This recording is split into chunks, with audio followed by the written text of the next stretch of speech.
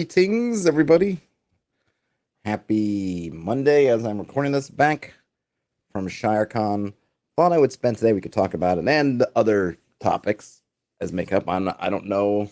I don't know if Shire Con itself, though. I'll get into the adventures and that I didn't run anything. I played in a couple, which were both really excellent. So let's kind of get into everything and just we'll see what you take it. Feel free to drop questions in the chat if you're in here. If you're not in here, then sorry you missed it, and hopefully you're enjoying this as it's recorded, as it's recording, whatever. Hope you're enjoying it.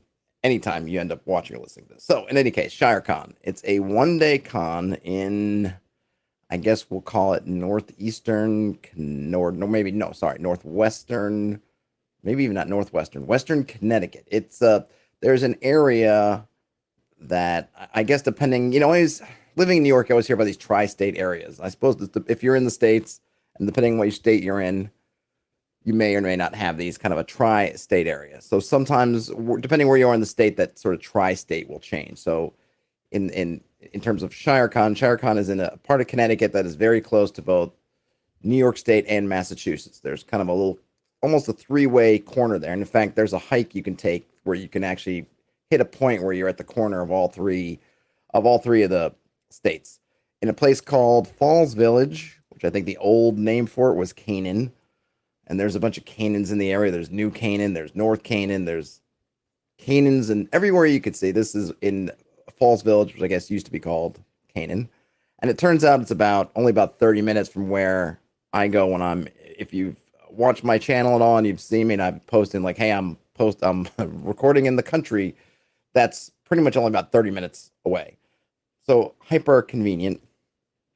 And I'd been talking to Daniel from Bandits Keep, and he'd mentioned that he was going and he was going to run a game. And was I going? And I said, I don't know if I could be able to go. Or, I never know with these things, but it turns out I was able to go. So for me, and because I have a place to stay really nearby, it wasn't about the paying the cost of having to do like an Airbnb or bed and breakfast. It's just a matter of if I can kind of get away. It's kind of prime family time that Saturday. So could I get away? But I could, so I went. And it was fun. It was a good time. It was a lot of fun. Everyone was super nice, super friendly. It is a really small con. I think on Instagram I might have posted a picture of the outside. It looked like it used to be in a converted church. So it looks like it used to be a small church. Now I think it's maybe I think I saw it when I looked up the directions, a children's theater, maybe some kind of little community center. It's really just kind of one room, pretty tall, kind of vaulted ceilings. It used to be a church. There are stained glass windows on the outside. I think there were 12 of those kind of long folding tables that were set up, maybe even less. They weren't all in use. And then I think maybe max, I might say max, there might have been 70 people in there. I think it was probably less. But if I'm just thinking, it's really just about me doing the math. If I think, okay, 12 tables and maybe there were 6 people in each table, that gets you kind of to 72. Some of the tables weren't used, but then there were some other people there. So maybe you say about 70 people. I don't know. I haven't seen any statistics, but certainly south of 100 people. So very small, intimate, as you might say, but a lot of fun. Now, everyone was super nice. Everyone was super welcoming. In terms of kind of what are the kind of main people, like this is very much, so first of all, this is very much an OSR con. And I mean in kind of the most traditional, let's just say older usage of OSR. For the most part, we're not talking about stuff that NSR, like New School Revolution, or stuff that's more a field. When most of the games there, and I didn't take an absolute survey, but my recollection of the games are pretty much all using either directly or retro clones of AD&D, or even earlier, Daniel's game and I think Rob Conley's game. Both games I was in, I think might have been using, I think some variant or some kind of homebrewed od&d. The only real outlier to that was DCC. So a lot of those guys are big DCC fans, and there are a couple of really full. I think I even tried to get in one of the games, and it was full. There were a couple of tables running DCC adventures, so it was really like AD&D, OD&D sort of games, and then DCC. It's very much a a grognard con. They can almost call it grognard con. And I think if you're watching this and you have positive things about grognards or negative things, probably they would apply. Now, like I said, everyone was super nice. There wasn't any conflict or anything like that. But if you think of the people and you think like kind of grognards and that makes you think like, great, these are my people, then this would definitely be your place. If you think of grognards and you think in sort of more negative connotations, then not that I really experienced any of that, but given you might say, well, maybe it's not my thing. But it was a good time. Like I said, everyone was super nice. Got to meet Daniel from Bandits Keep in person. Levi from Planet X Games. Got to talk to him for a bit. John, who wrote that 3-2-1 action that I looked at a while back, got to meet and kind of talk to them for a little bit. Like I said, got to play in some games. That'd be awesome. But if you were to go in there and thinking like, oh, I'm gonna, I don't know, like Troika or something, like I don't know. And then no one was running those games. No one was playing those games. No one was running those games. I'm not sure if you get into some of the more kind of, I don't know, modern or sort of away from the more, again, the more traditional, at least older traditional OSR type stuff. Is that the best audience for that? Not sure. Obviously, I don't know. Maybe if I tried, it would sign up and people would play it. But just it seemed like it was very much kind of like the original kind of OSR vibe to it. There were 3 sessions or 3 slots available. So you had one from, I think it was like 9 to 11 or 11:30, one from, might have been 9 to 11, then I think it was 1 to 3 or 4:30, and then there was one from 5:30 to 8:30, something like that. Uh, Maybe an hour, depending. It's like maybe an hour and a half between the sessions, which seems like a lot, but then it's kind of not if you're trying to, oh, I want to go run and get a coffee.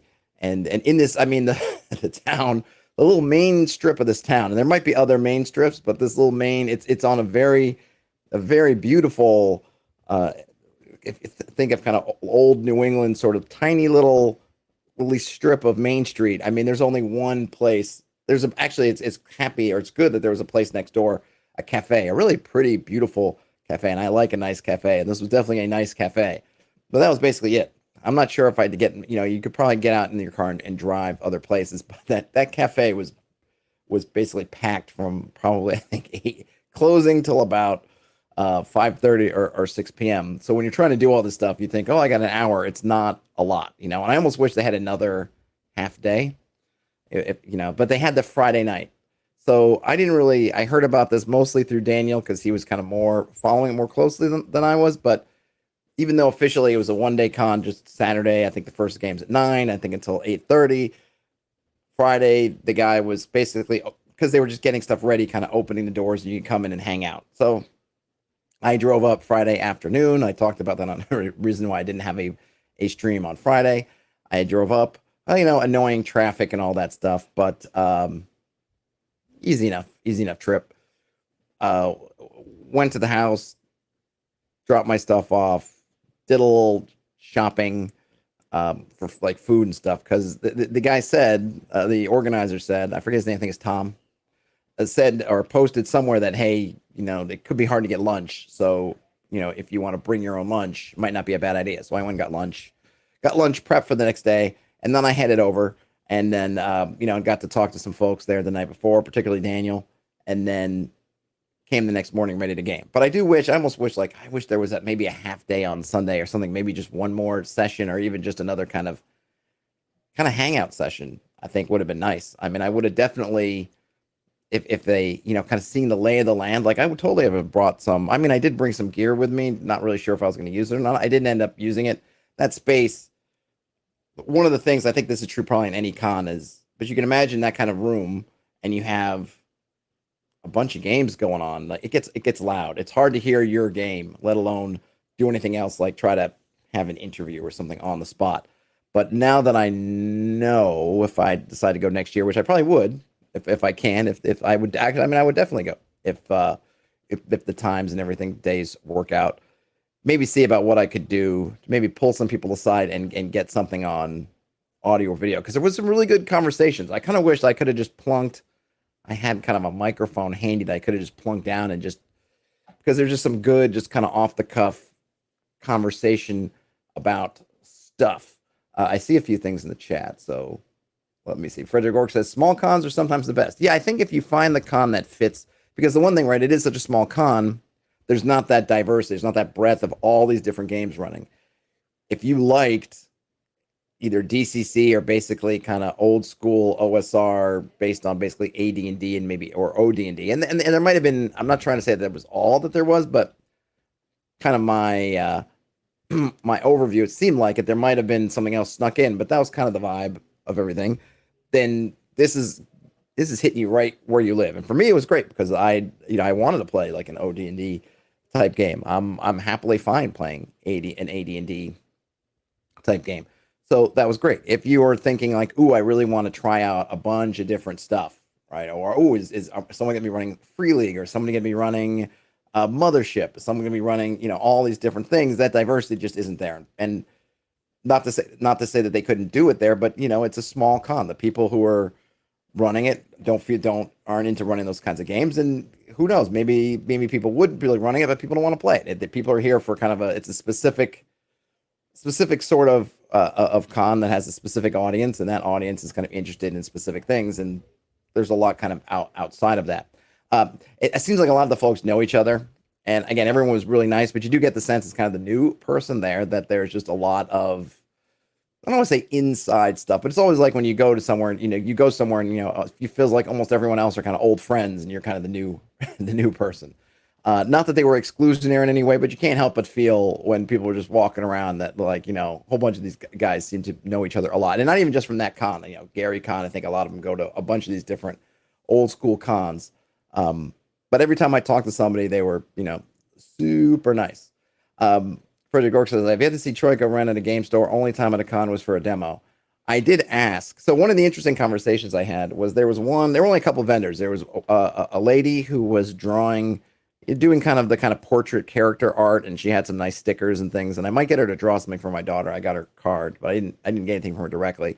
That was one vendor, and there was one author who was selling his books, and then there was a game store that's from the other side, kind of eastern Massachusetts. There aren't any, Western Mass. It is, or at least the area I'm in, there's no gaming stores. There's like nothing. I mean, when I'm up in the country, I'm like, oh, I'd love to go to a gaming store. I mean, it's a long trek when I look at Google Maps. But anyway, I was talking to the guy who's running this gaming store in Eastern Mass, and I asked him like what games were running in his store, and he runs a ton of. Through this conversation with him, he runs tons of games. I think he has a couple locations, and they're like constantly running games. It is all D&D. I mean, not. I don't think he was. I think we went through the bit where I kind of was asking, like, like mostly D&D, and 100%. At least take it for what you will, Eastern Massachusetts. We're talking kind of the Boston, Cape Cod, that sort of area.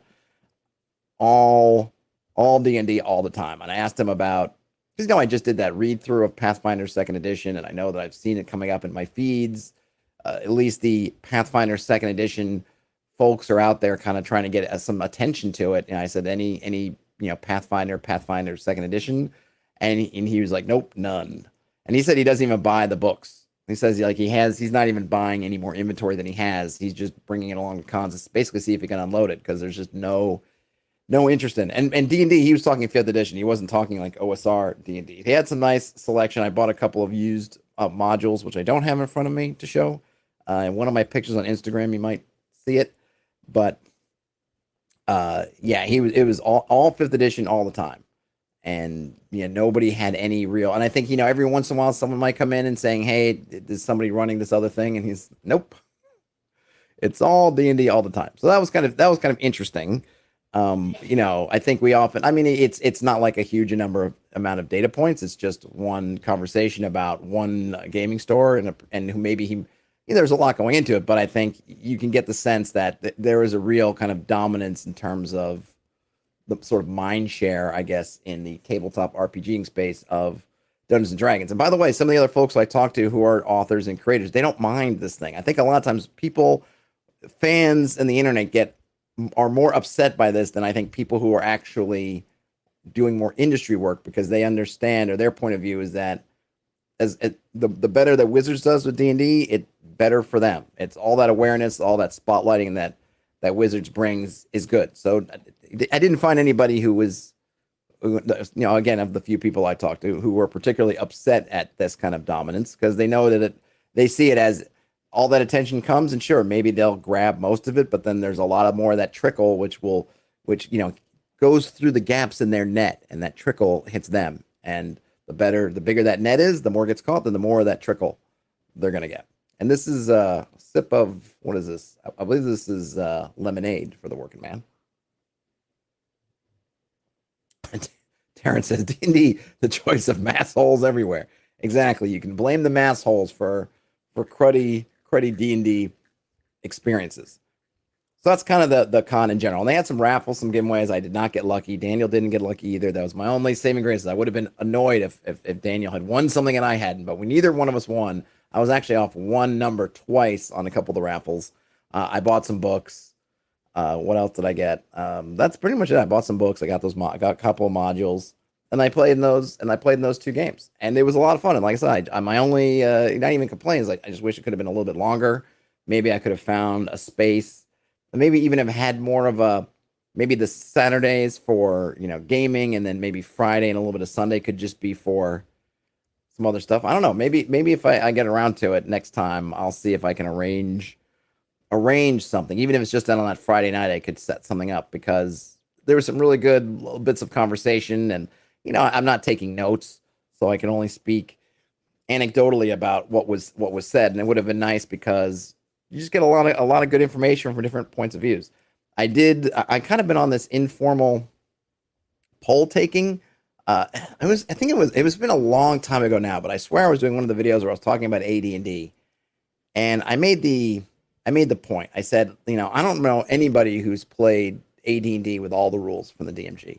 And of course, somebody in the comments, I think, spouted up and goes, "Oh, my group played with everything."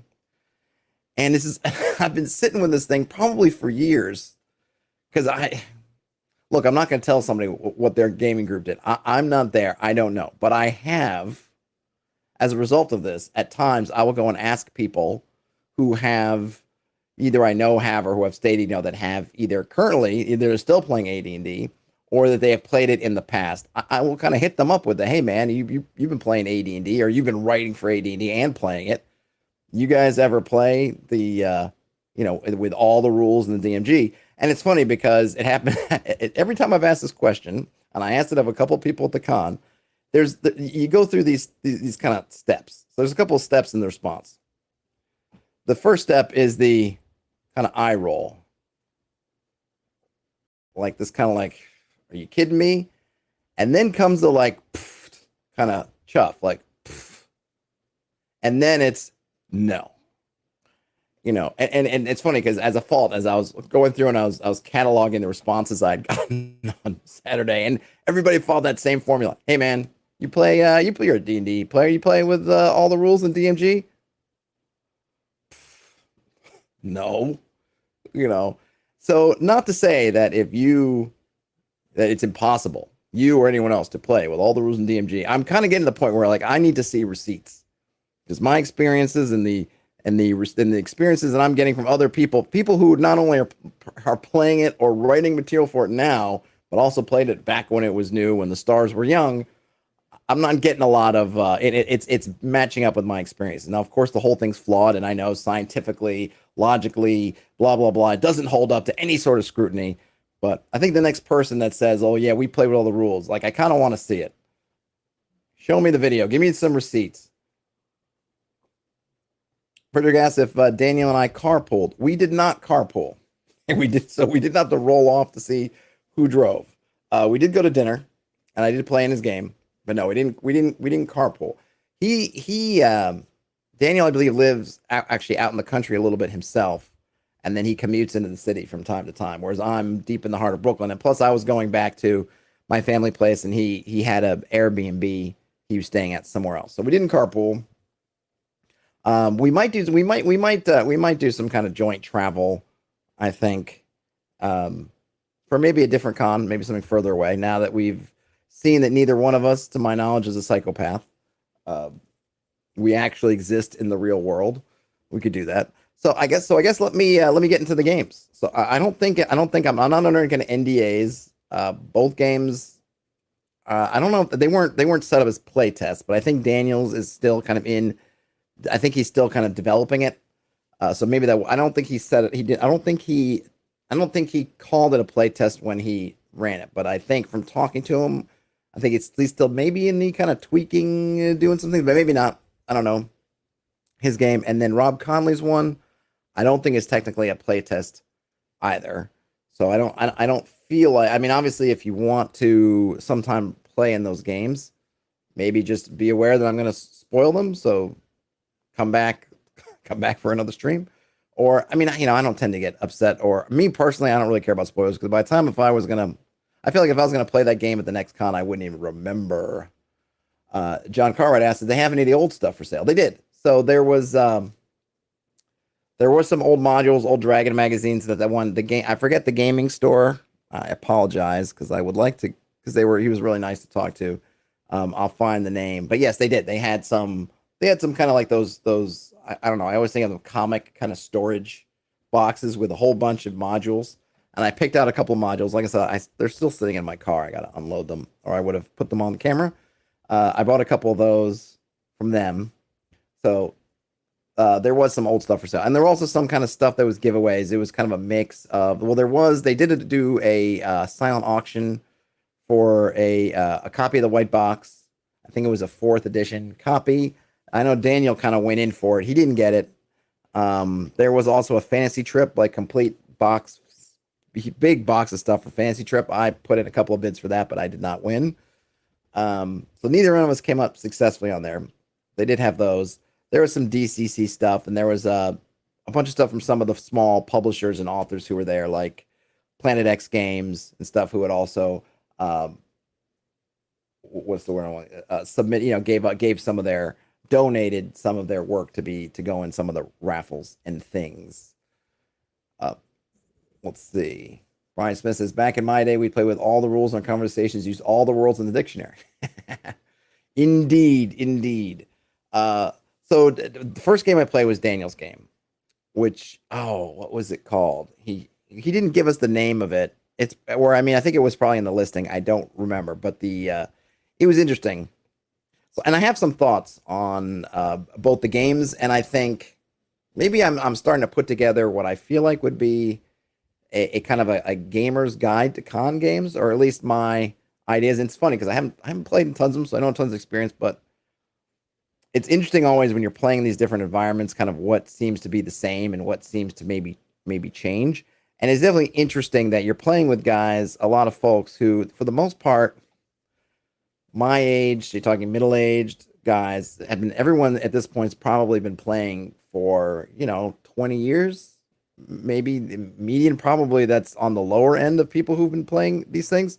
So not necessarily, so you're not looking at people who they just started playing yesterday, right? These are not new gamers, but it was interesting to see some of the things that I felt like I was expecting differently. Because, you go to somewhere like, let's say, PAX Unplugged, right? You sit down for a game and you're playing with when at least at PAX East, when I was sitting in it and I played that game, that kind of microscope-like game. I mean, I was playing with everybody where I was the oldest player at that table probably by 20 years, maybe even a little bit more, right? Younger people, so not as much experience and very different experiences. And now I'm playing with these guys I'm on the younger end, potentially, of a lot of these guys, and it's interesting to see that some stuff wasn't that different in terms of how the game was played and kind of what's going on. So one of the interesting things was, so Daniel's game, you start off with your in, and I don't remember all the particulars. I wasn't taking detailed notes on the mechanics of the game, so that'll be good in terms of spoilers. So the major beats I do recall, but there might be particulars that will evade my attention. You wake up kind of in an inn, and things are just going wrong, right? There's just, I think it might have been rumbling, something that you could look out a window and you see that somewhere in the distance, these huge walls have risen around you, and they have arcane symbols on these walls, these massive wooden walls, but they're, you could see them from a distance because you're not all that close to it, and you could just see them. It's like mountains, but they're these walls with arcane symbols. And you step out, or at least when we stepped out, you realize a couple things. The inn is a boot. in the distance on the far side of the walls, you see something that you can only imagine it must be some kind of titan, just super giant, who's on the outside of the walls, who seems to be moving, but their back is to you, and they seem to be moving, but they're not actually going anywhere. I mean, in other words, their cadence, the way their body is moving, is in the same cadence as would be as if they were walking, but they're not putting any distance. So wherever the let's see, the wall is here, they're here, and they're kind of doing this up and down, shoulders bobbing kind of thing, but they're not creating more distance. They're staying there. And the other thing you can see is that it's like you're dropped into a mini hex crawl, and you can see the hexes. You can see them because they're all disparate. So we're in this boot with the inn that's kind of in the middle, and then we can see there's like a graveyard on the other side. There's some kind of tundra. You see like there's this hex of tundra on the other side, then there's forest and grassy. You see all these different areas in miniature, and then eventually we kind of worked our way, and I'll get into that in a minute. But so from the kind of gamer perspective, is his adventure starts out interesting in the fact that you're not given an initial impetus. And I don't know if you'll add one or not. I don't know if I was giving feedback, I might say it might be helpful to add one in, because what ended up happening with this group, even though everyone's got tons of experience, been to tons of cons, there was a lot of just kind of doing nothing at the beginning. Like, oh gosh, it seems like really apocalyptic, and everyone's kind of screaming, and we're in this thing but there's nothing to push you in a particular direction. So as I watched these players taking their turns, they were just kind of doing sort of goofy stuff, like, oh, I go to the bar and I just keep drinking, or oh, I go back to sleep, or oh, I go and try to steal spoons from the bar, something like that, right? Like, not really moving not really doing anything. And I always, I was saying, it's like, I consider myself maybe more of sort of an alpha personality in terms of gaming. I mean, probably not shocking to anybody here, and certainly not to anybody who knows me. But I've been conscious in the latter parts of my life about not trying to be like, too much. So I'm watching. I'm not jumping in the front. I'm watching, but no one's kind of doing anything. So finally, I get around to me, and I go, okay, I'm going downstairs. I'm going out, see what's going on. Right. So I go outside, and I think maybe some other players are going outside. They're kind of milling about, and I was started. So I was, I'll say, like, I initiated kind of the action. So we're kind of just diddling around, or people are just kind of goofing around, and then I'm like, okay, I'm going. And I just picked a direction. I'm like, I'm going towards this. We were calling it the Titan. I'm going to go towards the Titan. I'm going to go check out what's going on at the kind of the edge of this land. So we get to the edge, and this is kind of grassland, and then there's a 5-foot gap. And you look into the 5-foot gap, and it's just darkness, chasm, whatever. And then you can see you're kind of at the join, right, of your hex. So here there's this kind of tundra, snow. Here on this side, it was a necropolis kind of thing. A graveyard is mists. You can even see things moving, undead shuffling around in the mists, all that kind of jazz. So when I start doing that there's kind of a gravity to when anybody starts to do something, right? And this is where I'll be sprinkling in these kind of ideas of kind of gaming lessons. So I did something. There's a lot of people who were just, okay, they were doing something, maybe small s, some things, kind of diddling around. I did something, maybe narratively pushing things forward in a narrative sense, and that started to corral people. So by the time I assessed the situation and was thinking, like, okay, it's a 5-foot gap. I'm playing this cleric, terrible decks too. I play this. Okay, what are we gonna do? Then when I'm kind of turning around, I'm like, okay, I want to go back at the inn because they had long tables and I could use tables. And when I turn around, like, everybody had kind of gathered up behind. So I think there was like an important, if I'm thinking like as a gamer, if I'm in one of these games, right, or you're in one of these games, if you're a gamer, you're in a con game and you're noticing, or you're waiting for your turn to speak, and there isn't that impetus at the beginning and people are kind of diddling around. If you do something, you can kind of help the game move, right? It's almost like, because I was consciously like, I'm not just going to say, like, even though sure, in a role playing way, I could have gone off to pray to Hastur because I was a cleric of Hastur. I could have simply said, oh my gosh, this is the end of the world. Let me go pray to Hastur for an hour. Sure, I could have done that. And role playing wise, it makes sense. But in a 3.5 hour con game, doesn't make sense. Like I don't want to spend an hour doing this, right? We want to be moving. If you can suss out the sort of ways forward to start, resolving the situation, then that could be help, because I think when you start doing that, other players look at you and they kind of want to get on board. Because everyone wants to be on the action. Nobody wants to be, oh, I'm drinking at the bar where the other people are actually playing the adventure, right? So when you start to do something, and that something does seem to resolve into forward movement for the game, then people are going to likely to follow you. So it's kind of a good thing to maybe keep in the back of your head. If you're sitting there and you think, well, two things I could do, I could kind of goof off. Everyone else is goofing off, or I could try to figure out what we need to be doing and start to do that. Then maybe if you do what we need to be doing, that will help out. Where as opposed to, well, everyone's goofing off, so I'll goof off, and then I'll be annoyed at the end of the game because we spent too much time goofing off, right? So maybe a little thing to keep in your back pocket if you're playing con games, any kind of organized play. So anyway, everyone kind of gets together and we get some tables from the inn, and we're able to then bridge across this chasm without having to jump or do anything like that. We had a choice at this point. So we could have gone in there, and there were other hexes behind us in other directions, but I don't know. I had said go towards the Titan, and that's just kind of what we did. So our choice ended up being between these two neighboring hexes. Do we go into the one that's a graveyard, and do we go in the one that's the kind of tundra? Terrence says, gaming with an unfamiliar group is always a weird standoff at the beginning, everyone waiting for someone else to take the lead because they don't want to come across too pushy. There's probably some of that too.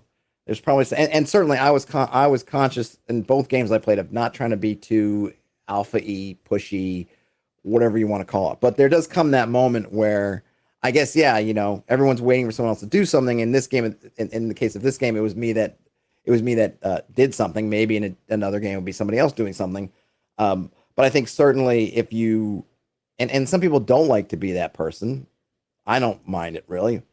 But if you're thinking about it, if you have it on your brain and you're as a player, maybe trying to be that force to push things forward. Because I think it's also easy to fall in the trap of no one's taking this seriously, so I'm not going to take this seriously. And then at the end of the session, you're just kind of annoyed because nobody took it seriously. But maybe if you took it seriously or you did something, then other people would too, right? You can kind of try to be, what was it? Trying to be the thing you want in the world, right? Trying to be the solution.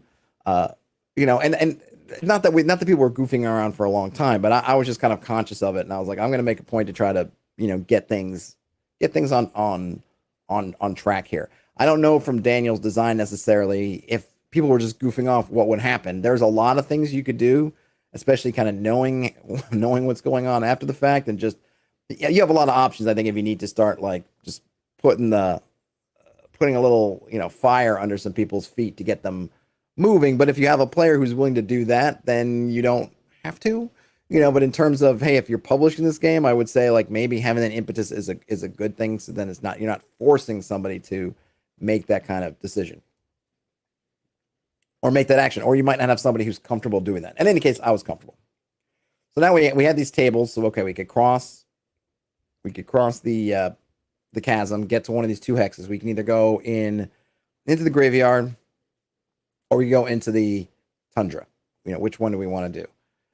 And this was interesting because I know, talking from Daniel, he was with somebody else, and she had, I forget her name, so apologies. I'm terrible with names.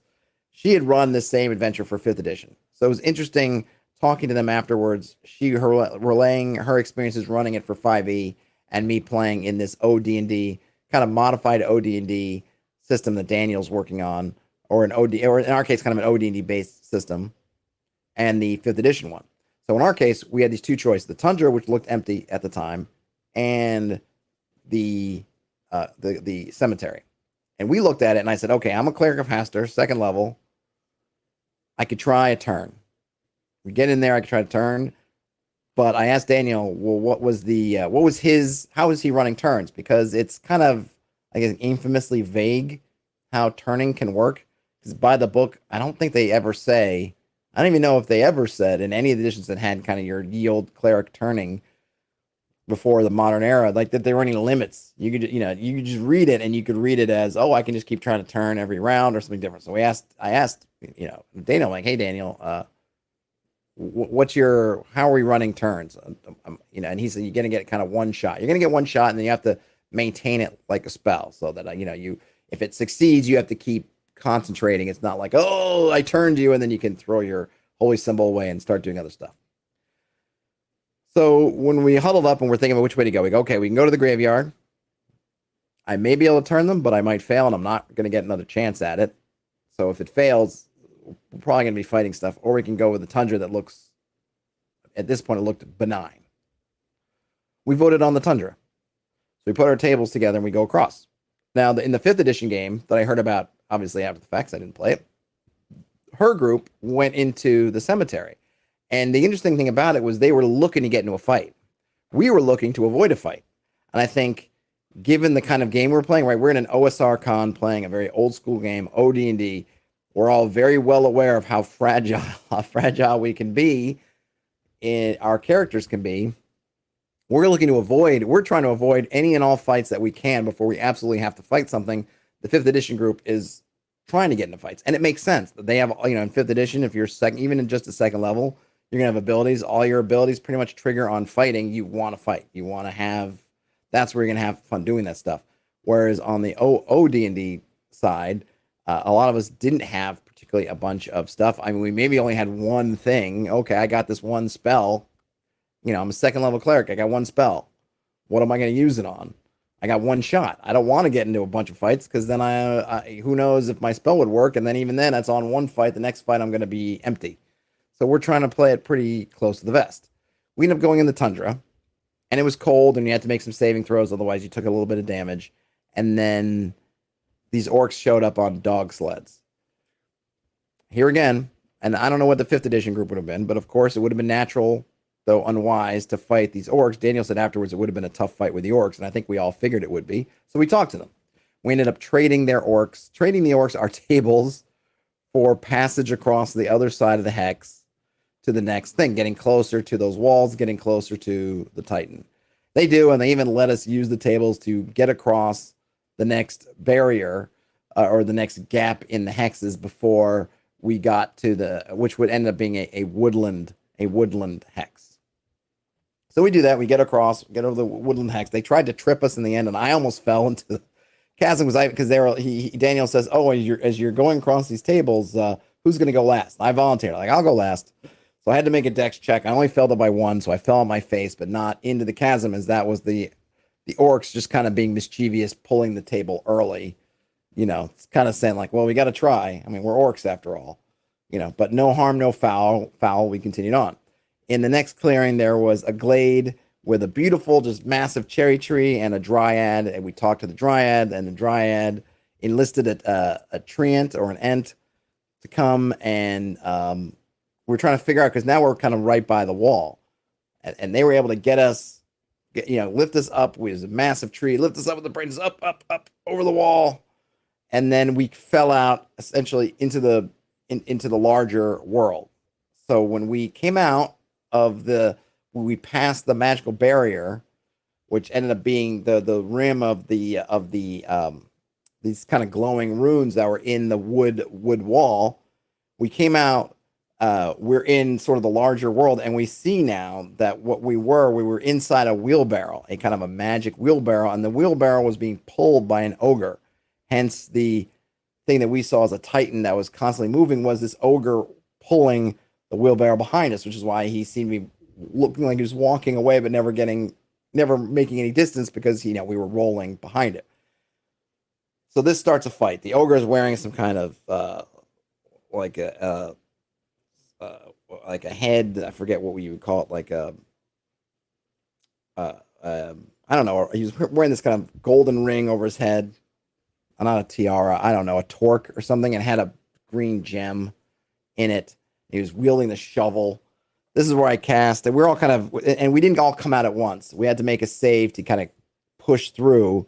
So a couple of us came out early, and a few people came out late. Like one person came out first, and just barely avoided getting squashed by the ogre as soon as they popped out. Then I think me and somebody else popped out, and so we are all kind of popping out. And this is when I ended up casting my one spell, Protection from Evil. It didn't end up getting into melee. I thought I was going to be in there swinging away in melee. It didn't end up happening, so it was kind of a waste of the spell, my one spell. But I always figure in these situations, I got one spell, and this seems like a big fight. Use it now. You keep saving it for the end. You'll never get to use it. So I cast Protection from Evil. Didn't end up doing anything.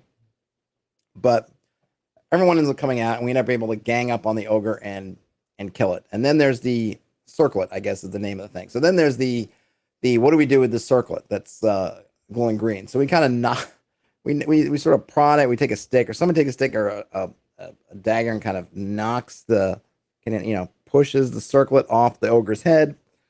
And then there was also so there's a circlet, there's the wheelbarrow. And when we look back inside the wheelbarrow, we can see these little plots of land all placed in the wheelbarrow.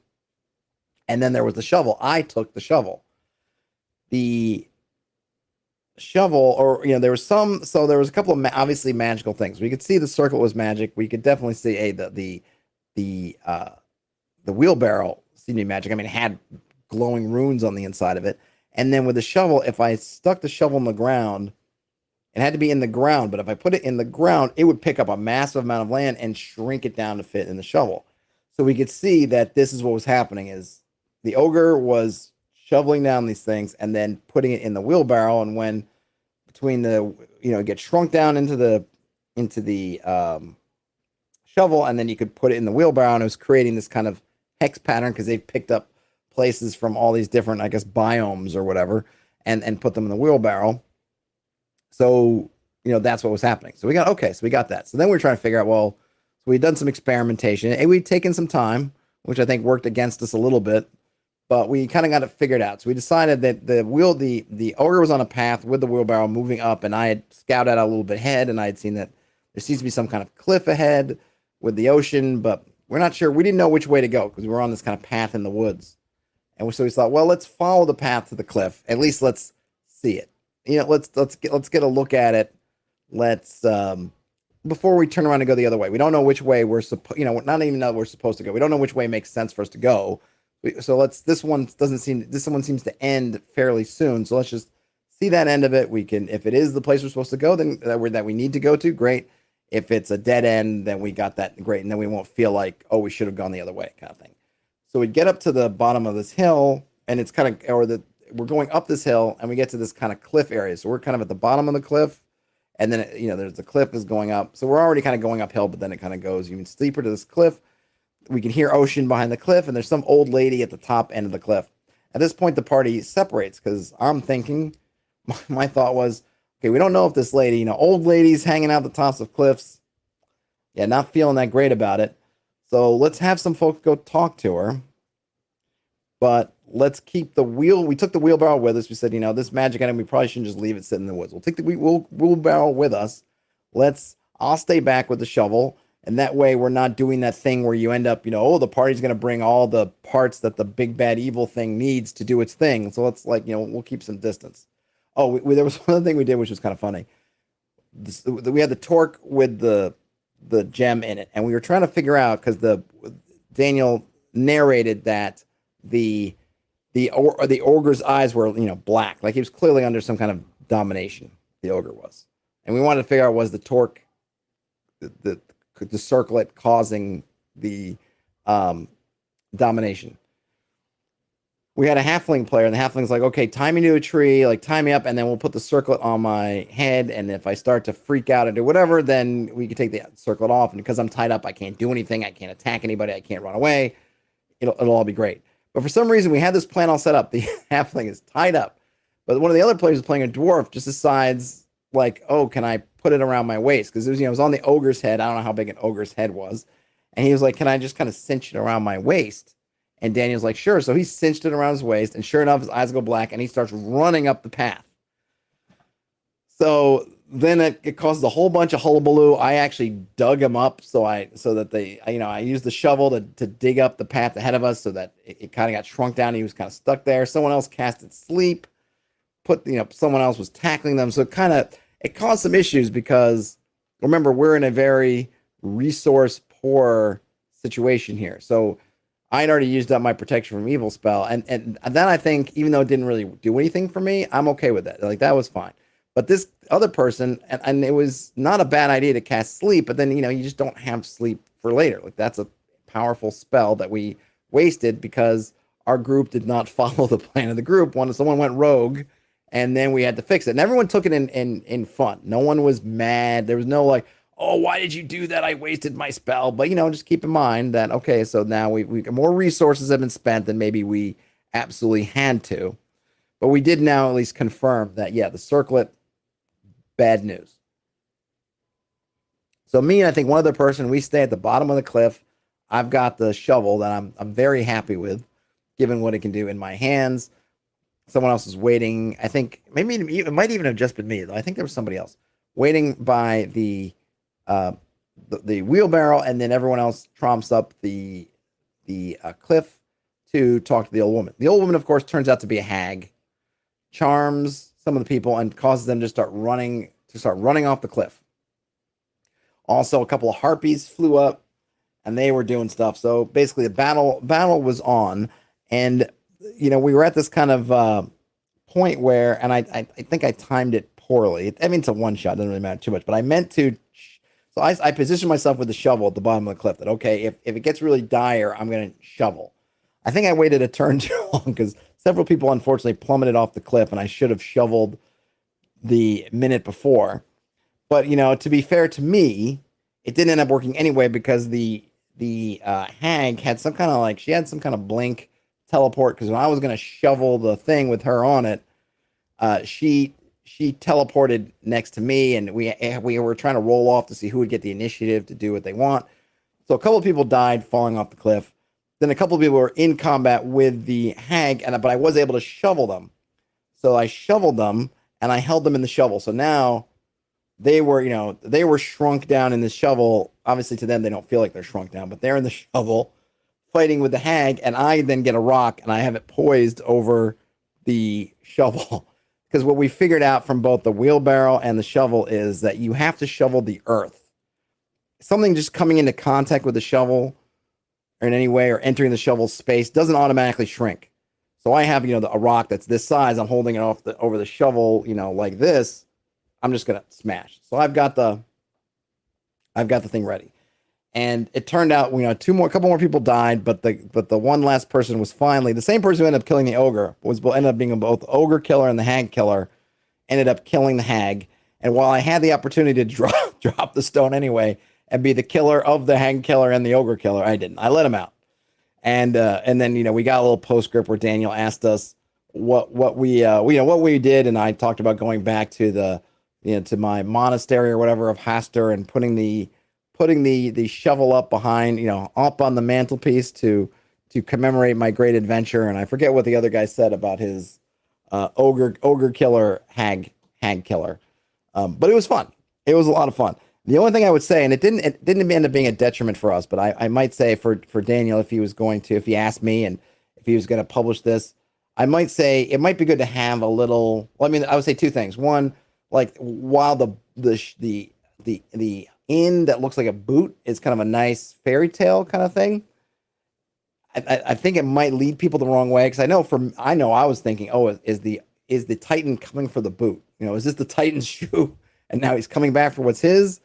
But of course you look and the Titan's moving further away, so it doesn't seem like it. But it may be a point of unnecessary kind of confusion when you have a big, and it wasn't really a giant, it was an ogre, right? And because we were all shrunk down, but just looking at it in that moment in the game, you're kind of inviting people putting two and two together, and maybe the way that you're not actually want, which is the boot and the ogre and that ogre, but maybe it just works out differently. And then like I said, there was no really starting impetus. I don't know if we had dithered around for a few rounds, maybe the hexes would start to crumble or something else that would force us to push a direction.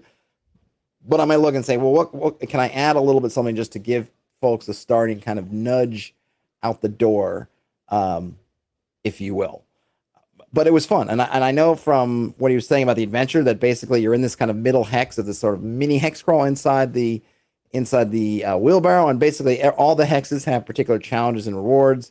if you go fight the undead, you probably will have to fight them, but there's like the spirit of a saint that's there, and if you help out that spirit, they'll give you some information. The dryad can help you out.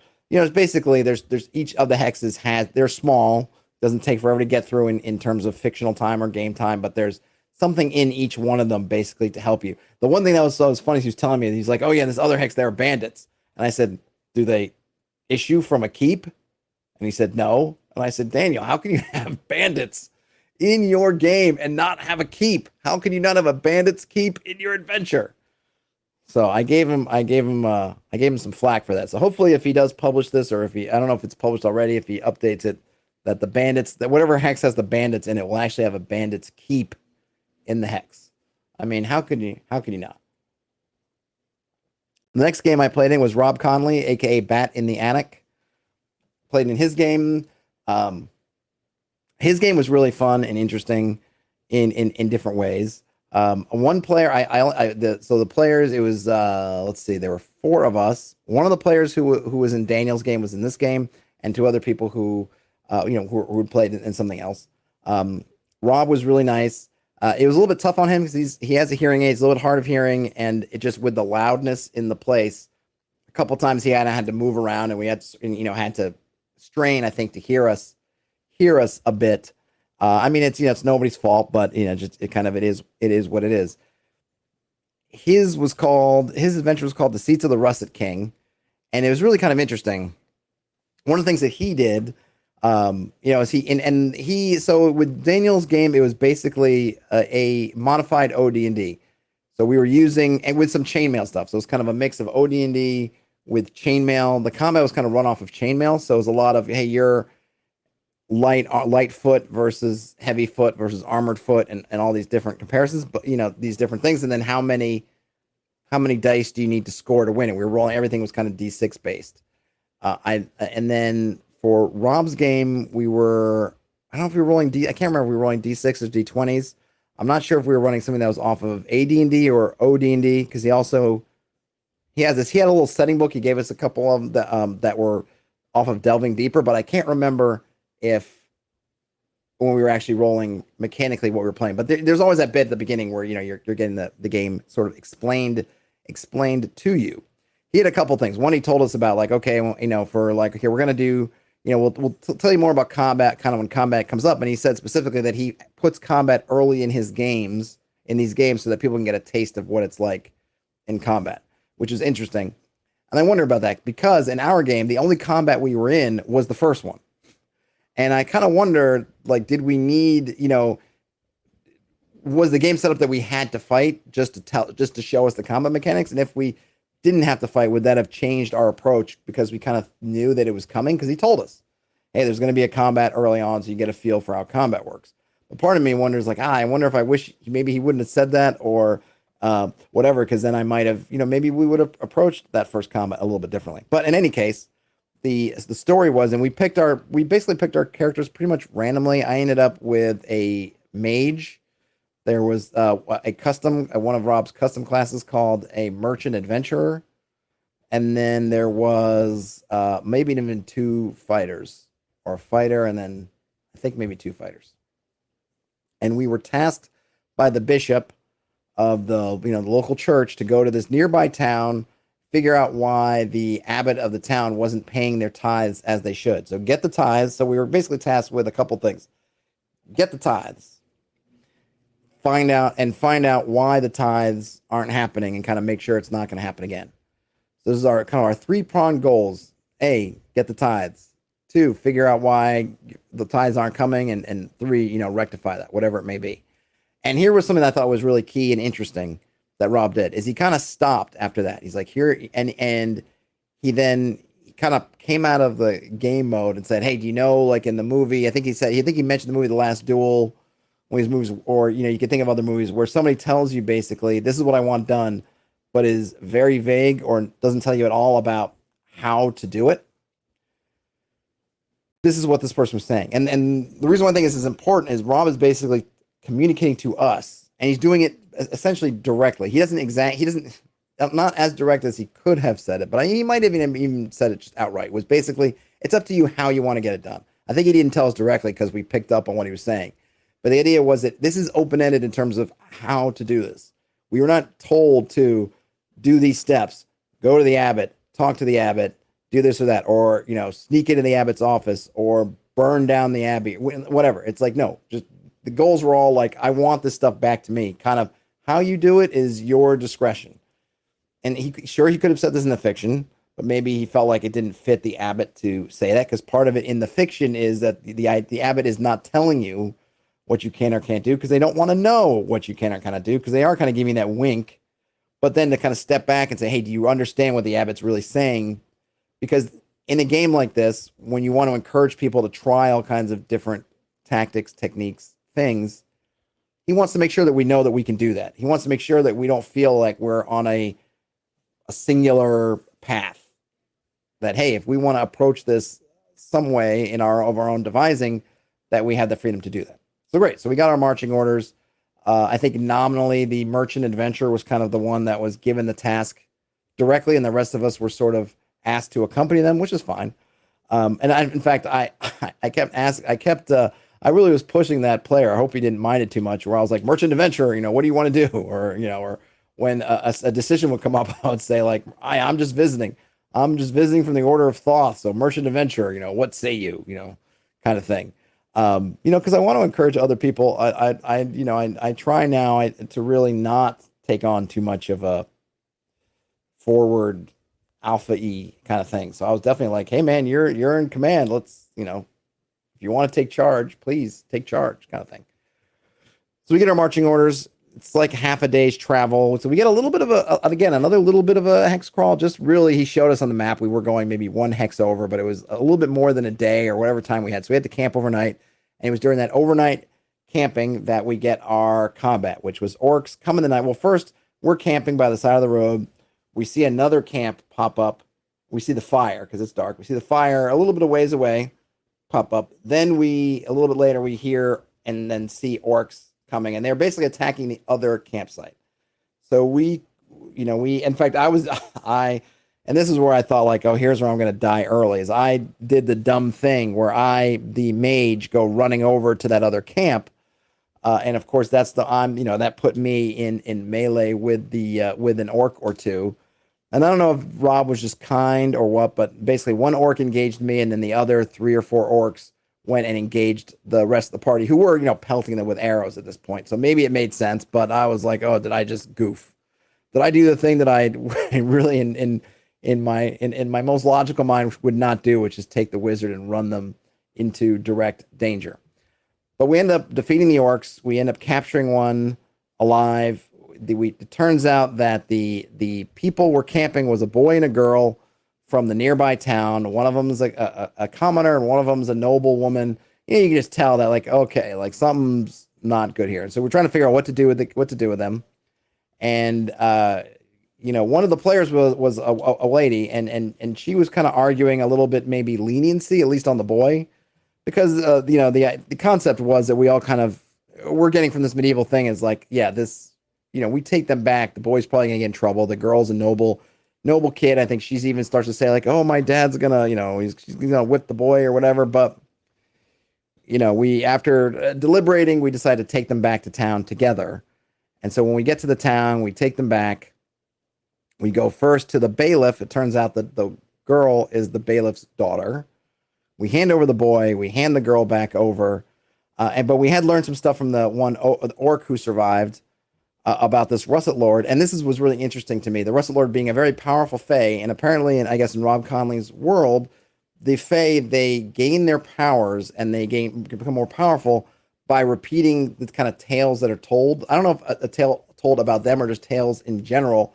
There's a story, and then they recreate that story in the world, and that's how they gain power. The more of these stories, either good or bad, that they can recreate, then the more powerful they get. And what the Russet Lord is trying to do is recreate a story about star-crossed lovers who end up causing a town to sort of descend into conflict, and at the height of that conflict, a band of monsters shows up and obliterates the village.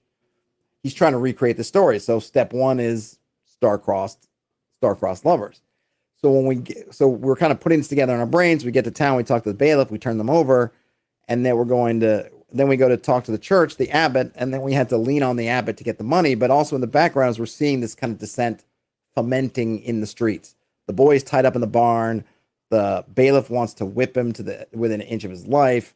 We see that the boy's father is a blacksmith. The blacksmith's out in the street, is getting people in kind of an uproar. So we come out of the abbot, and the abbot was the easy part. We just sort of talk tough, and we're like, give us the money, give us the money. You owe a vig on the money, so you got to give us more. And if this stuff happens again, we know we're going to bring down the hammer on you. So we got him into line. We figured out that we learned that we got the money. We figured out that the reason why that they weren't paying was because they're basically overspending on all kinds of luxuries that they didn't need.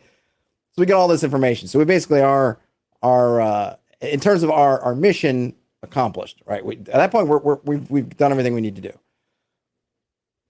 When we come out of the abbey, we're seeing like a mob starting to form, and they're getting ready to get their pitchforks and go after the bailiffs. So one thing we see there is we notice a little fae, like a little brownie or pixie, moving in the crowd, like throwing these little leaves. And we had seen this like a brown, like a leaf, like a autumn leaf. We'd seen that motif before, throwing kind of leaves in people's faces. And when they're doing that, it's causing them to get even more angry. We're able to capture the fae, and we take it to the blacksmith. And then we split. So we said, okay, two of us, you're going to go talk to the blacksmith, get him to we wanted them to make an iron collar to lock this kind of fae, this brownie in place, but then also try to talk sense into the blacksmith. And then me and another player, we went and we said, okay, we're going to talk to the bailiff. So basically between both sides, we got them to see that this conflict that they're doing, this issue with the star-crossed lovers, like it's going to create a situation that's going to blow up.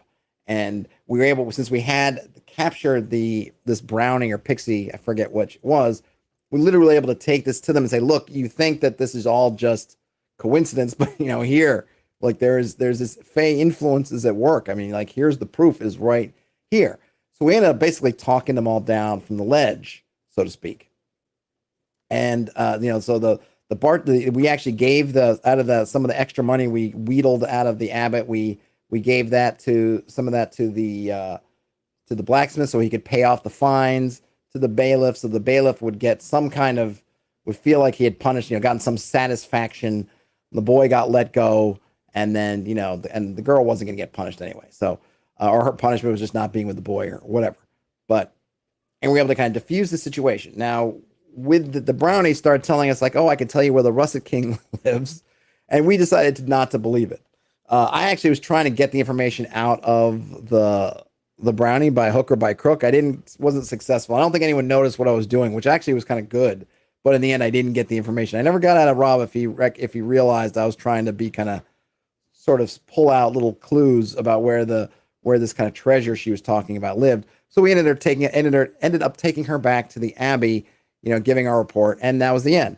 Now, the funny thing was, Rob said that we were the only group that he's run this for that actually completed the tasks in terms of what they were supposed to bring back to the abbot or to the bishop, because what everyone happens is everyone goes in, a lot of times deals with the different stuff with the town and the star-crossed lovers or whatever, and then gets sidetracked and goes and fights the Russet Lord and tries to find them, but doesn't actually come back to the abbot or to the bishop. Whereas we went to the bishop, didn't come back, and didn't end up dealing with the Russet Lord, but we were all fine because it was like a win for us. We felt like we totally diffused the situation, and we did it without any combat, right? We are just the one which we couldn't avoid. I think if we could have avoided, maybe we would have tried to, but just that one combat. And we all had a lot of fun. It was all basically RP and then just trying to figure out this puzzle.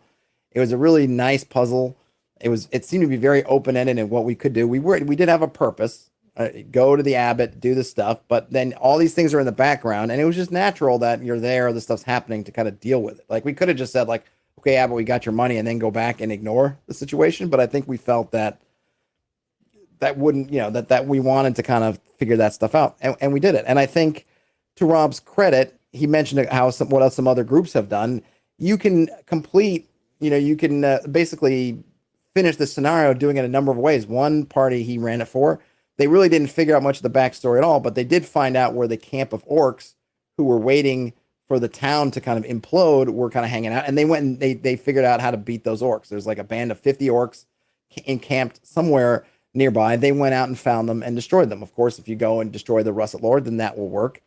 That there's just a number of different things you could do, and we chose to do it in a very, you know, a different, maybe different way, essentially non-confrontational way, just trying to use our wits of things to solve it, and we were all very happy with that outcome, and it was a blast, and I really like those kinds of worlds. I really like. There's definitely fantastic elements, but also it feels very, very grounded. But you know, it has that kind of, I almost feel like Arthurian sort of fairy vibe to it. The stuff with these fairy powers and how they gain power was really kind of neat and fun.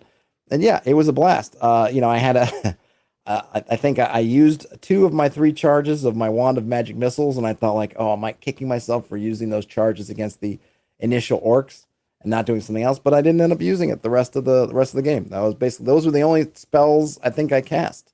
I had sleep at the ready to when that brownie or whatever was in the crowd of people, but I didn't want to use it because I didn't want to cause more strife putting a bunch of people to sleep. But we ended up finagling the brownie without it, so I didn't need it.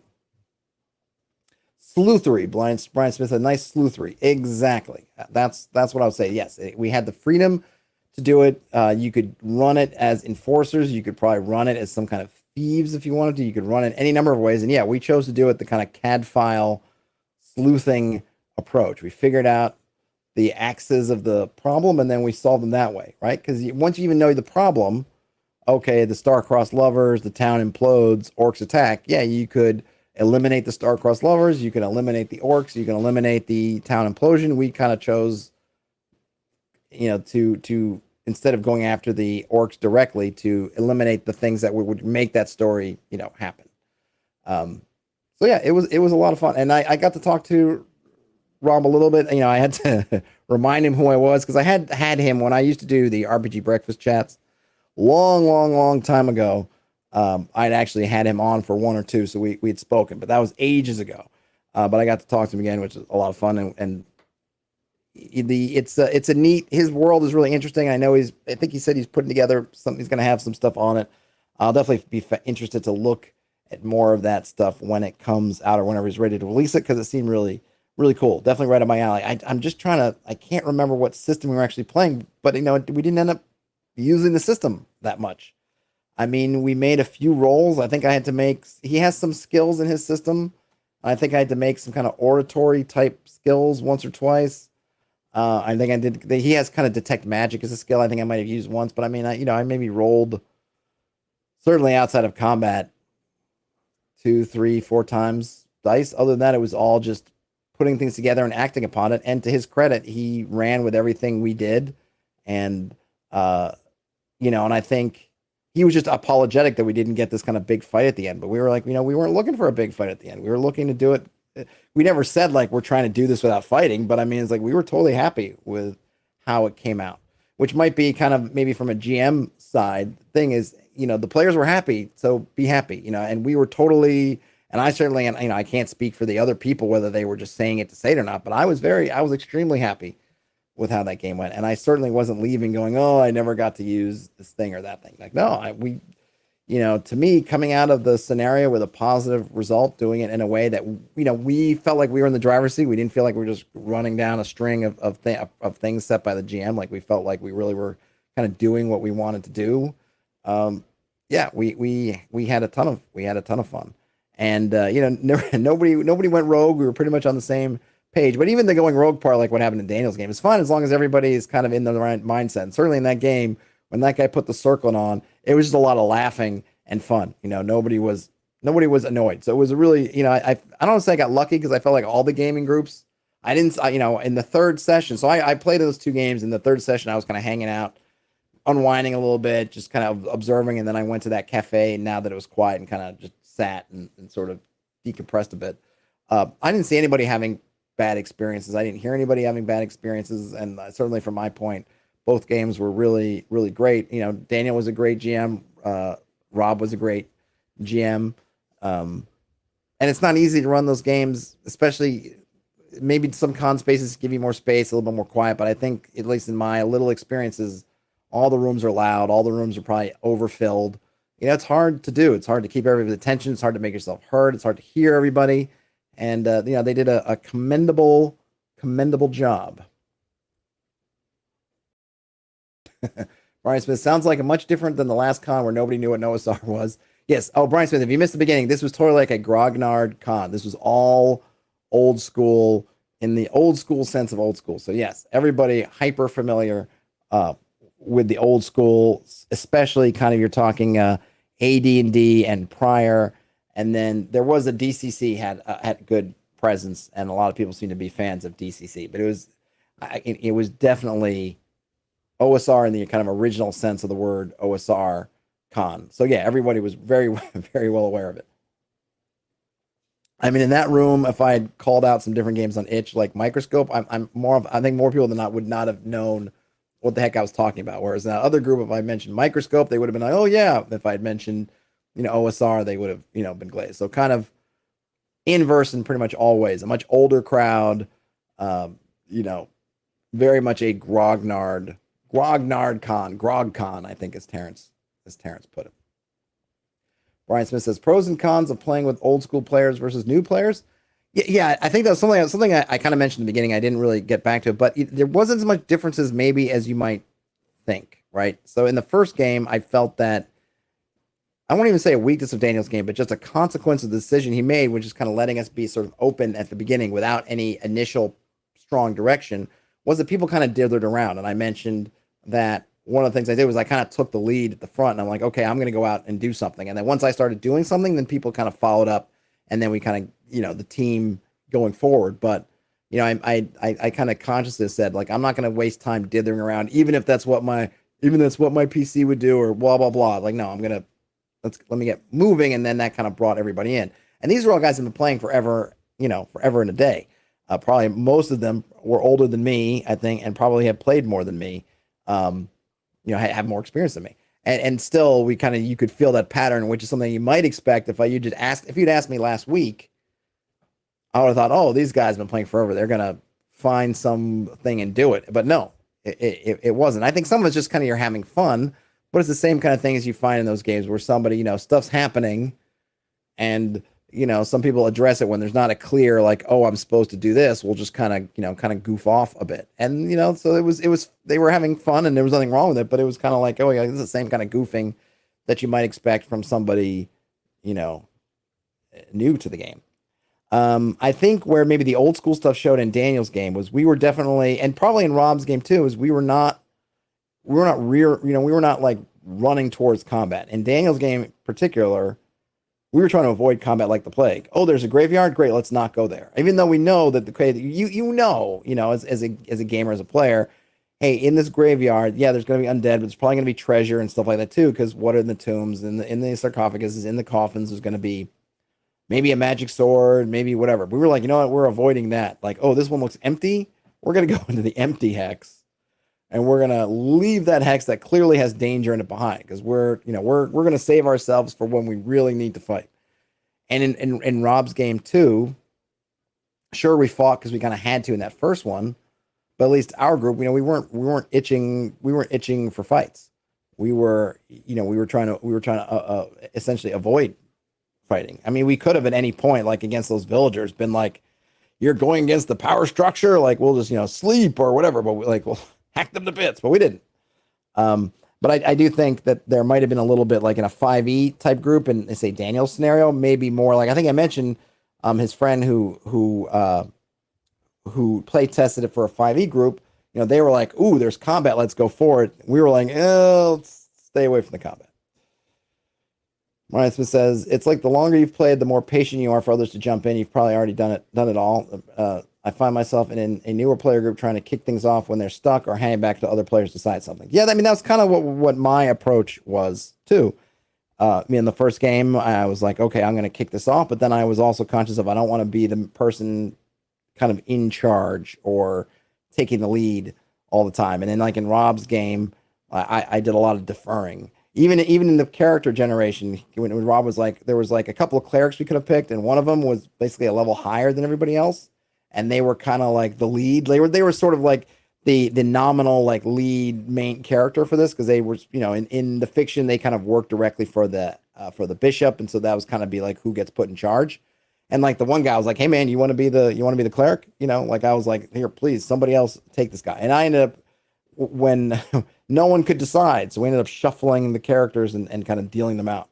And that's how I ended up with the mage. But yeah, I think those same kind of things, even with players who've been playing a long time, you can still fall in those same patterns. I think maybe I'm starting to think that maybe some of those patterns are not, they're just they're just people patterns and not necessarily um, super dependent on your experience levels kind of thing. Like there maybe, it could, and there's a lot of things. Is it like, because I don't, you're I'm interested in this limited setting. I don't have a chance to really understand like, well, who are these people and kind of what are they like and how do they like to play and all these things, right? Just a random, or at least for my thing, just a random approach of everything. But I did see those patterns emerging, even though these are people who've been playing a long time. But maybe also do with the con too. There's kind of a lot to factor in. Who knows what they're like in their home games? I think often people come to the cons to do something different, right? I'm always the GM, so now I'm at the con, I'm going to play. Or I've been playing, I want to run something my group never wants to run. I don't know. Maybe I'll try it at a con, So I guess there's a lot of gray area. I haven't studied it. Of course, I have not studied it scientifically, but it might be something to think about. Do I think if everybody rolls their stats straight up, the leader character will emerge naturally? Like all the players will know which character can be the strongest. I think one of the things, and maybe this is more to do with playing the old school game, is nobody was looking at the stats to try to determine the stuff. Like to the extent that if there were elements, let's say in Daniel's game that I led on, it was just because I spoke up. Nobody looked and said, "Oh, you've got this," or "Oh, you've got that." It was, there were a couple times where I think at one point when we first put the tables down to go from hex to hex, because in Daniel's game there was a 5-foot gap of like a chasm, and then this table going across it. First time we are going to kind of test it out. We were like, who's light? Who's small and light? And the halfling character, the guy playing the halfling's like, I'm playing a halfling, so I guess I'll go first, kind of thing. But other than that, no one looked at their stats to say, oh, I should be the leader because I got 18 intelligence or whatever. It was just totally about who was taking the impetus, just verbally to set the tone or to set the pace or just be like, I'm going to do that. And kind of whoever did that in the first game, it was me, I'm going to go do that. Then suddenly other people started kind of coming up and supporting and then helping. And then later on, we were doing more kind of group decisions or just kind of talking it out. But whoever was who was kind of taking point on a particular part of the game had zero to do with statistics. Nobody looked at their sheets for that at all. And I don't think people were looking until they needed to. Oh, well, you got to make a dex roll. Like, oh gosh, my dex is low, or oh, my dex is high. Brian Smith says, I mean like a session 0 or something where character creation is done together. I think it might help get the players into thinking about how their characters fit together and translate the play. I see. Oh wait, hold on. And let's see. Slushbub says, in my campaigns, which is always the same group of people, one player in particular always emerges as the alpha. This has gone on for so long that the player actively tries to prevent it now. They'll state, does anyone else want to make a decision? Yeah, Slushbubs. I mean, that was kind of that was me. In a couple situations, I would end up being that alpha type, just because I will make quick decisions and I will vocalize them and I'll do it in a confident manner, so that and just if you're the first person, whether you're saying something smart or saying something dumb, if you're the first person to talk and get it out there, that tends to be what the party's going to do, because your action's going to do something, and then the consequences from that, and that's going to you're going to end up pulling people behind you, kind of in your wake, even if you don't mean to. And yeah, I've gone through the same thing, and at the con I was trying to not necessarily be that, and I fell into it a little bit in Daniel's game, though I was conscious of it, so I just would kind of do this, and then I'd sort of look to not not be the decision maker so much. And certainly in the second game I tried to do the same, like, okay, I'm going to be kind of in the background. I'm happy to kind of be support person, because I always, I'll always feel that if I need to say something, want to say something, or I want to do something, I'll do it. I think some other folks, they're shy, or they don't want to rock the boat, and so they won't. So they end up in that, being pulled along in that wake, and they can't figure out how to get through it, over it. In terms of the kind of session 0 thing, I don't know. I mean, part of me feels like I don't want, especially if you're doing something like random rolling, you don't want someone to feel like they're a loser or they got to be in the back of the group because they don't have the best stats or they're not in whatever class. So I don't know. I don't know. I don't know if I would want to do that. I kind of would hope that people would take the leads on different things that they as players are interested in, which usually translates into stuff their characters are interested in. And then you can kind of, bounce around, or because they're taking different classes that have different specialties, that when you start to move into one class's specialty, that they kind of will naturally take the lead on it. You hope. I'm not sure. I don't usually think about it in terms of stats. I mean, there is, of course, the old party composition, but I tend to think of it like, hey, I'll let you know. Yeah, it's good to have varied party composition because then you can have a lot of strength. But I'm also like, if you guys want to run all wizards, all rogues, all fighters, all clerics, all whatever, run it and see how you do. That's just as a challenge. Can you run with no healer and this? It's sort of, make that your own personal challenge. Make that your win condition, if you will. Can we do this? Can we do this and make it work? Of course, in these games, they were all pre-gens, so it was just, kind of set. But that would be my feeling on it. But it's an interesting idea. Brian Smith says they have a buddy who ends up making decisions too. They're always wishing the other players will do something when I'm GMing them. I mean, it's a tough, like there was, so I got to jump in a minute, but there was a story, so I was kind of infamous in this gaming group for kind of taking lead on stuff and doing things a particular way. And one of the guys would always get bent out of shape about it. He wouldn't necessarily say anything directly, but there'd be lots of, when he would talk to the GM, we were all, mutual friends. He would lament the fact that I was doing things a certain way because I was in that kind of point lead spot, and we joke about it, we'd laugh about it. And then one time I said, for this adventure we're gonna run, like my friend, okay, you're gonna run this next adventure. I'm gonna deliberately, like I am literally going to not take the lead. I'm going to sit in the back. I'm going to defer to this player who'd been complaining that they weren't getting to do things their way, that they felt like they were being, that they're, oh gosh, dare I say, shoot, they're, I'm forgetting the word. I have it at the tip of my tongue. That their will in the game was being, was being circumscribed by me. I was going to defer to them. I was going to spend this whole adventure deferring to them. And I let the GM know about it so that, hey, look, when you see me and I'm doing these things, or I'm not playing the way I usually play, like literally this is why I'm doing it. And I also wanted to know so that afterwards, whatever the feedback was or whatever came out about it, that like someone was aware of what I was doing. It wouldn't just be, that it would kind of be like noted for the record, agency. Sorry, that's what I was trying to think. Like this player basically saying he didn't use the term because we didn't really think about the term in those days of, that I was basically undermining his player agency by acting. I was like, okay, I'm going to defer. And I did the whole adventure. I would defer. I would wait. I would say, hey man, you make the call. I'll back you up. I'll be behind you. All right. So we get to the end of the adventure. And then sure enough, that player's complaining again. Oh, this or that and the other. And I think at this point, this came out and I actually was there, I think. And I turned to him and said, hey man, like I spent this whole adventure deferring to you. You made all the key decisions. I put everything in your hands. I totally sat back and I put you in the lead. And, because he was complaining about all the things that went wrong or all this, we made all kinds of bad choices and it was my fault or whatever.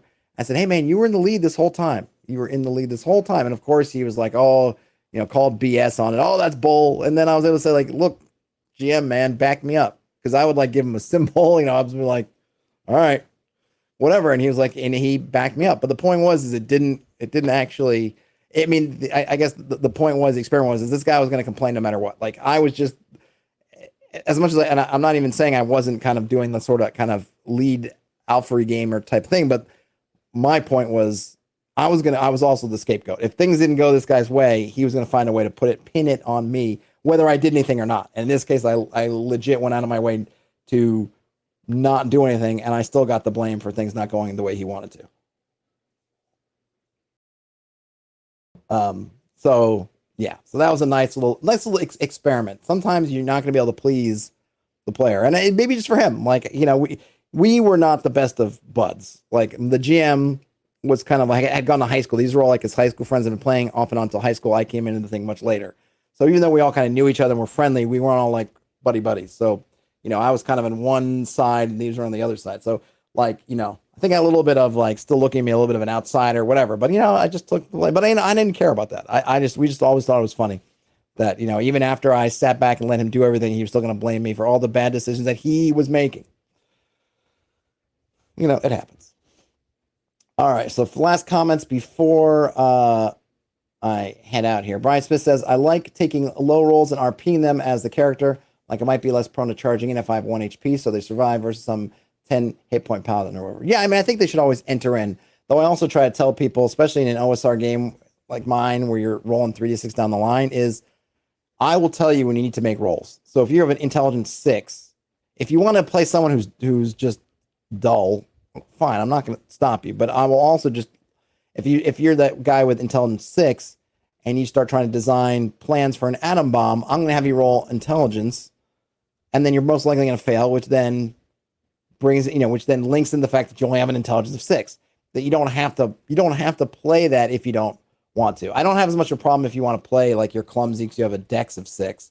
But I find with the mental stats anyway that people can take it just way too far, and I like to say, look, I'll tell you when you need to roll. If I feel like it's coming up against your natural limits, I'll have you roll for it. And then if you do succeed, then yeah, maybe your guy does have intelligence 6, but you're a savant when it comes to nuclear physics. So hey, it is what it is. Let's see. Slushbub says, in a hobby full of introverts, I think this kind of stuff probably happens with every group. Yep, I think so. And then Slushbubs also says, and yeah, the alpha player doesn't always make good decisions, but being the first to speak tends to pull the party in a certain direction.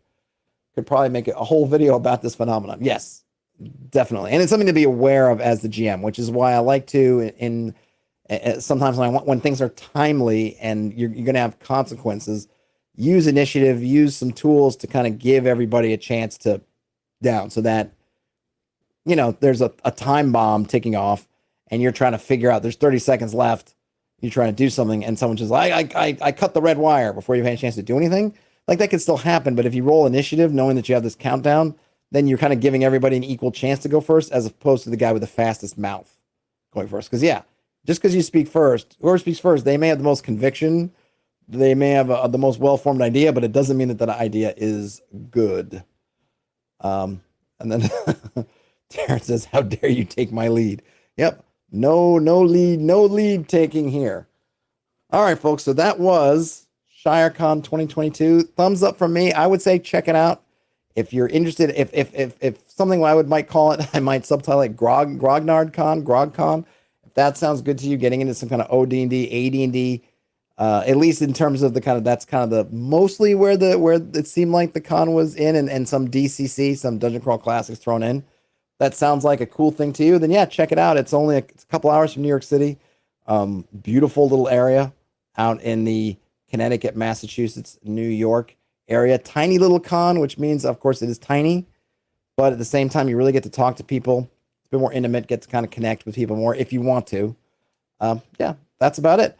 Folks, I will see you tomorrow for whatever's coming next. If you give a thumbs up on your way out, that would be awesome. If you want to subscribe, if you aren't currently subscribed, that would also be awesome. Otherwise, have a great rest of your day, night, whenever you end up watching or listening to this. Game on, everybody. I'll talk to you later. Happy Monday!